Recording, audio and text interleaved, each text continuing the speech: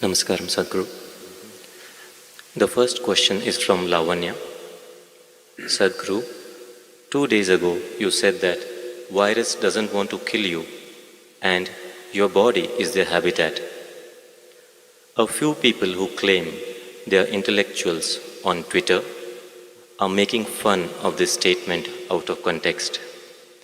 Can you clarify, is this really true that virus doesn't want to cause death? Well, except human beings, no other creature wants to destroy its habitat.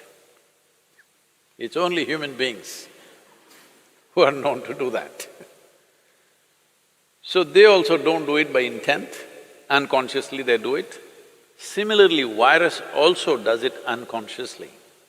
It wants to live in you, but it overdoes its act and you and me might die.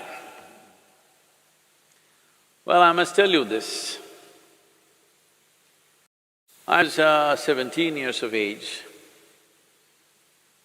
By then, I had measles, I had typhoid and relapse. I had smallpox, I have proof on my nose. All kinds of things, anything and everything young children or boys can get. But through all this, it never really put me down. Even when I had typhoid relapse, running high temperature, I was still playing games and doing things where the only advantage was you didn't have to go to school. So I liked these things, whatever they called it, I really liked it because you didn't have to go to school, you were officially bunking. But when I was 17, I got a cholera. But I saw this damn thing. Within 2 hours after I realized I have this, it just knocked me down cold. Well, I'm like almost unconscious. I hear my mother, my grandmother all crying, oh, we lost the boy, we lost the boy. And my grandmother is feeling my nose, my God, the nose has gone cold, he's finished. Everybody's crying and my father is like, he's a doctor, he's trying to do whatever he can. Then 2 more doctors came and really I was just passing out completely, just within 2 hours. But by next day evening I sat up. The second day, I got up and started moving out. They said, you cannot move out, and they locked me up in the room. But I said, at least let me be on the terrace so that I can move around a little bit. Then they let me be on the terrace. Then this bothered me, till now many things I had, I enjoyed them because they prevented me from going to school. But here this damn whatever knocked me down in such a way that I almost died. So I wanted to know something. These are not the days of internet and Google, you can just ask. So I went into the school library and inquired with the librarian, and she gave me a book on pathogens. I had not heard that word till then, because I rarely went to the biology class. So I read through this book, it had various kinds of things and what they do and everything. Then it was bothering me, how is this some little thing that I can't even see can take me off like this? Then I came and had a conversation with my father. He was an accomplished doctor. And then he explained many things to me and I said, I don't like this damn thing knocked me off almost. What is this? Then he was telling me many things about what these things are, that never left me. I even now remember every word that he said and what I read in that book also, because this was experiential challenge for me. It was a life-threatening kind of stuff that happened to me, so I was not fearful, but it was like being beaten in a hockey match or a cricket match, That's the kind of feeling I have. So, what are pathogens? Whether it's bacteria or virus, there are many varieties of them. One thing is, right now, for example, corona, see, it was living in the animals pretty well without killing any of them. Now it jumped onto the human being, and it's still doing the same thing what it was doing in some other animal. But we are not able to withstand, and we are collapsing. Well, that also has been clearly established now. Most human beings whose immune systems are good, they are recovering. But those who have a weaker immune system are unfortunately becoming victims of this. What does it say?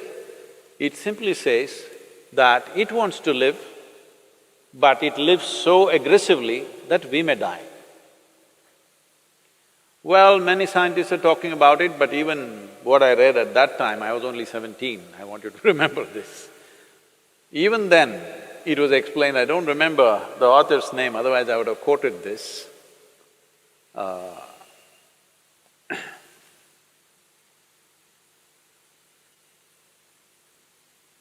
Even then, they clearly explained that most of the viruses and bacteria which enter us, who are within us right now, who are in many ways assisting our life process, not harming us, they were at one time could have been very harmful, but they understand if they live like that, they will destroy their own habitat. So they will mutate into something milder over a period of time and then learn to live with us. They were living with other animals comfortably, other animals survived comfortably with them.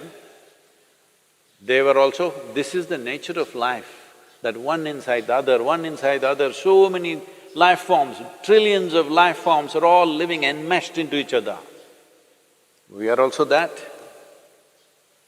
Trillions of bacteria and virus are living in this right now.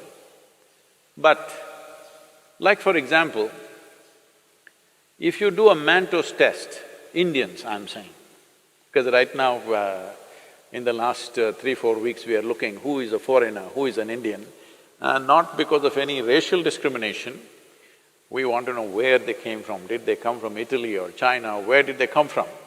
See, now Italy is ahead of China.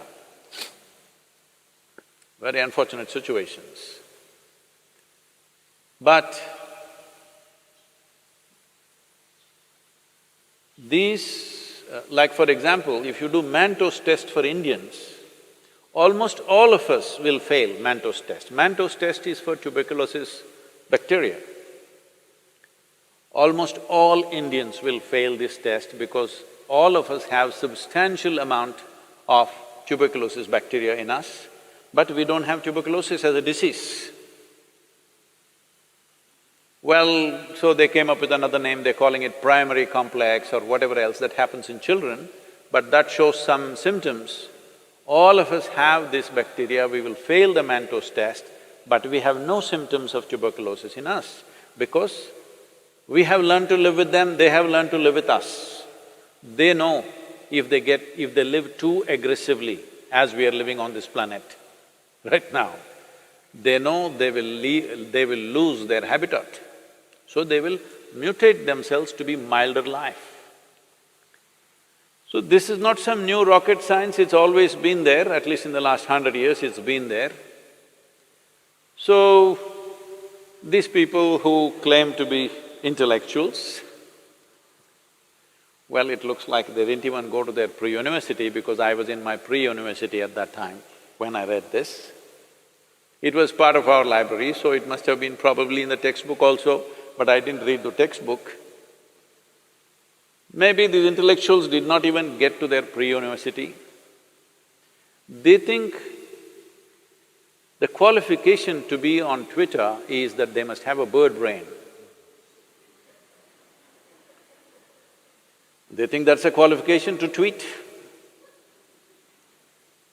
Well, it's unfortunate, at a time like this, when there is an imminent disaster waiting ahead of us, for the nation, for the world, to a point where countries are putting out their armed forces against their own people right now. You need to understand how serious that is. How serious is it that entire United States Army is out there to prevent their people from coming on the street? Indian police is out there on the streets, aggressively enforcing it. That's because they realize how serious a matter it is. But even at a time like this, these people cannot stand up and do something useful and positive for somebody around them. All they do is just this rubbish. They think they got a doctorate or they became doctors on the Twitter. Avian doctors at least they should become. Well, it's very unfortunate, there is a segment of population which doesn't care what happens to people around them, which doesn't care what happens to the nation, it doesn't care what happens to the rest of the humanity. All they have is their own vitriol, spilling poison all the time. Well, I hope at least the virus will cure them of this poison. Now these few days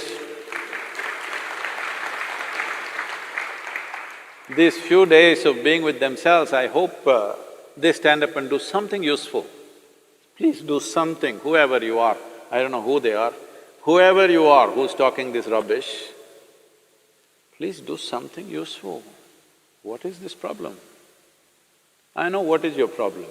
I don't want to address that now. Right now, there is an imminent disaster. If we do not handle this situation right, we are heading for a major disaster where millions of lives could just get wiped out. When such a situation is there, all you can do is this. When I said this is not the time to go about criticizing our healthcare system or our health ministry, this is not the time. This is a time everybody stands up and does something, whatever little positive things we can do in our lives. Because this is not ordinary time. As a generation of people, we have never faced this kind of a situation. Let people understand this. We have never ever faced this kind of a situation. This is a bigger emergency than the wars you have had in your countries. This is a bigger emergency than anything that you have known. It can pass off without too much disaster if we behave responsibly and do the necessary positive action. This is what I request them also. It doesn't matter even if the size of their brain is that of a bird. Even birds can contribute, I'm saying.